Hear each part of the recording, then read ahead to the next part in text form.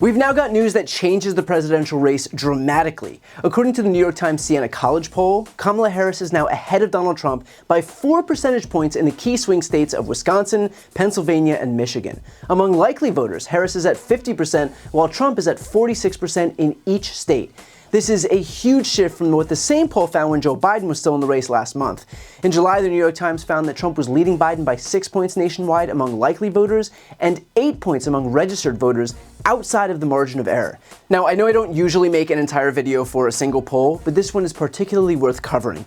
The New York Times Siena poll is widely considered to be one of, if not the highest quality polls in the United States. It is really hard to get a more definitive statistical snapshot of the presidential race right now than by looking at this poll. And if you're wondering why is it so important that these 3 states in particular are going for Harris, it's worth noting that if Harris wins Pennsylvania, Michigan, and Wisconsin, like she is in this poll, that alone is enough for her to win 270 electoral votes and thus defeat Donald Trump and win the presidency. She wouldn't even need the other battleground states like Georgia, North Carolina, Arizona, or Nevada. Although I should note that this recent polling shows that she is also surging in those states. So not only has Harris closed the gap that Biden had when he was losing to Trump, she's actually winning the states that she needs to win the Electoral College, not just the popular vote. According to the poll, these fantastic numbers for Harris are in large part thanks to her favorability rating surging.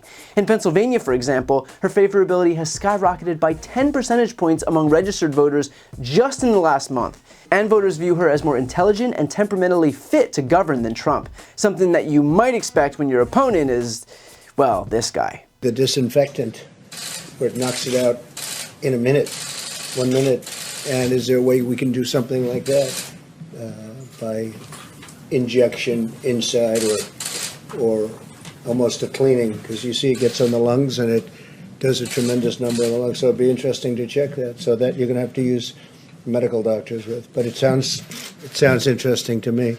But look, none of this is intended to make you feel complacent. Even with this excellent poll result, voters still say that they prefer Donald Trump when it comes to handling the economy and immigration, 2 key issues for a lot of voters. And so our job is to remind these voters what Trump did when he left office with the worst jobs record since the Great Depression. It was Trump who was in office when Americans were sitting in food lines and unemployment lines while he was making everything worse. This is the guy who managed to bankrupt a casino. How do you bankrupt a casino? He doesn't know a damn thing about how to run a major economy, and we have to remember, even the remotely positive economic trends that did happen before COVID when he was president began under President Obama. It was Trump who inherited that economy, only to then squander it. And then, like clockwork, it was the Biden-Harris administration that inherited Trump's disastrous economy, passed the American Rescue Plan, which immediately led to skyrocketing jobs growth, along with the bipartisan infrastructure law and the CHIPS Act, which created more jobs, and then the Inflation Reduction Act was passed to bring down costs, all of which is legislation that we're now feeling the effects of today, with job growth still historically strong and inflation finally down to its target 3%. That doesn't happen by accident. It happens when people who are competent take over for Republicans, just like after Bush 1 and Bush 2 and now Donald Trump. As for immigration, we have to remind voters that Trump is the one who killed the strongest bipartisan border security deal in decades.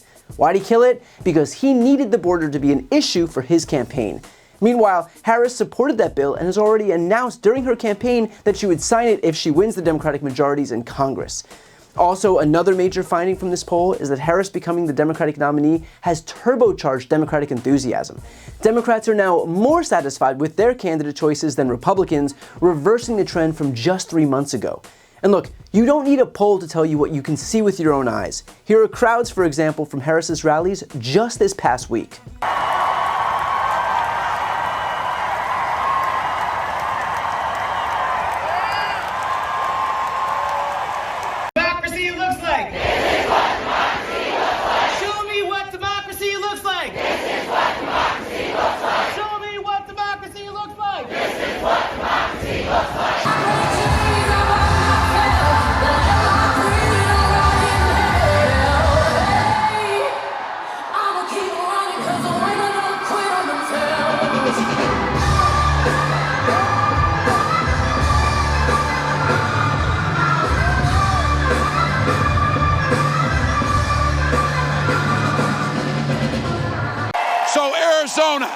Arizona, bring that joy with you, bring those smiles, bring that positive future as you join me in welcoming the next president of the United States, Kamala Harris. Freedom, freedom, I can't move.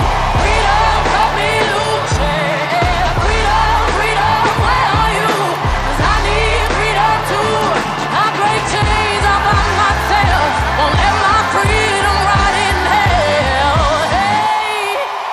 Which is to say nothing of the fact that the Harris campaign raised $310 million last month, more than double what the Trump campaign raised, and marks the best grassroots fundraising month in political history. Over 170,000 volunteers have also signed up for the Harris campaign through things like phone banking and canvassing. These are metrics that decide if elections are won or lost.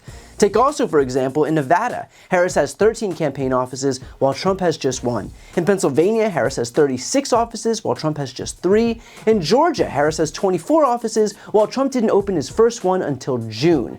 And 2/3 of the campaign's donors last month were first-time donors for Kamala Harris. That means the vast majority of donors for the campaign so far are people who never donated to Biden or Harris before, but are now finally getting involved.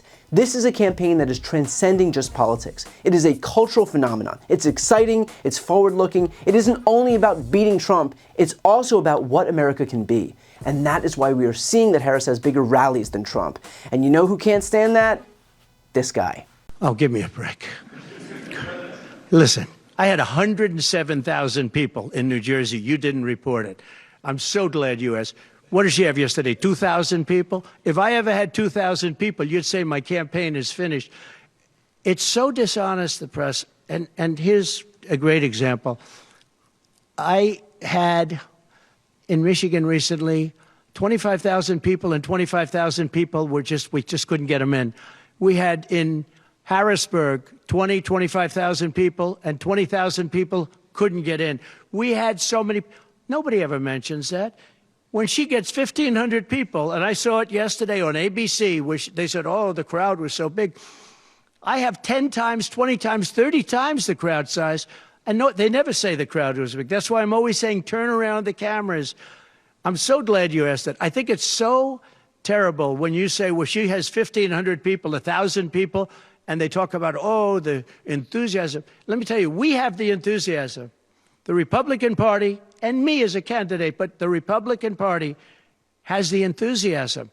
So obviously he's lying about both his crowd size and Harris's crowd size in that clip. But that's not enough for Trump. He went on to claim that his crowd on January 6th, amid the insurrection, was larger than the crowd for Martin Luther King Jr.'s I Have a Dream speech. No, I'm not kidding. People relatively going to the Capitol, but you never see the picture of the crowd. The biggest crowd I've ever spoken. I've spoken to the biggest crowds. Nobody's spoken to crowds bigger than me.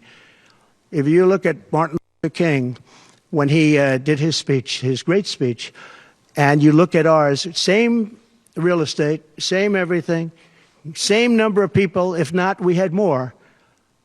And they said he had 1 million people, but I had 25,000 people. But when you look at the exact same picture, and everything's the same because it was the fountains, the whole thing, all the way back to from Lincoln to Washington, and you look at it, and you look at the picture of his crowd, my crowd, we actually had more people. So yeah, I think it's safe to say that Trump is not taking all of this well. But here's the thing, there's still 86 days left. This is a lifetime in politics. We cannot sit back and celebrate now. As unbelievable as it may be, this is going to be a very close race, and it's going to come down to the wire. We have to leave it all on the field, and yes, it's going to be tough, it's going to be exhausting, but as Tim Wall says, We'll sleep when we're dead. We'll sleep when we're dead. I've got a really exciting announcement. I've written a book. It's called Shameless. This book explores how Republicans have exploited their historical branding while attacking our democracy, how the media has proven itself a willful participant, and how Democrats can learn from this to rebalance the political scales and save our democracy. It has been a lifelong dream of mine to write my own book, and so I'd like to ask you to pre-order it by clicking the link right here on the screen. And if you buy within this pre-order period, your book is going to come with a signed nameplate. As you know, I've never had a single sponsor on my channel. I don't ask for money or anything like that, but if you're looking for a way to support me, this is hands down the best way to do it. So again, follow the link right here on the screen, and thank you from the bottom of my heart for pre-ordering Shameless. And as always, make sure to subscribe to see more of my content.